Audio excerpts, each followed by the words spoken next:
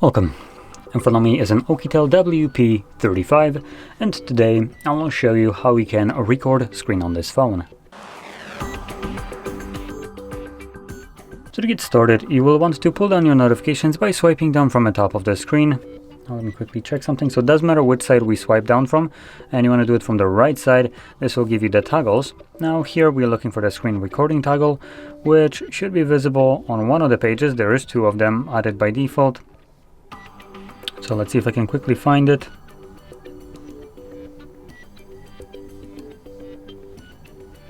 And it looks like I can't find it.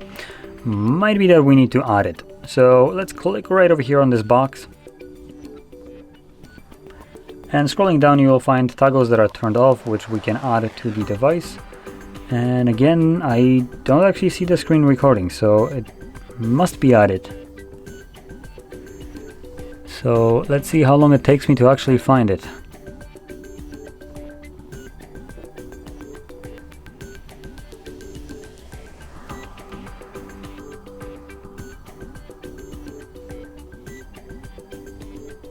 I wear glasses, but fuck me, I'm not that blind.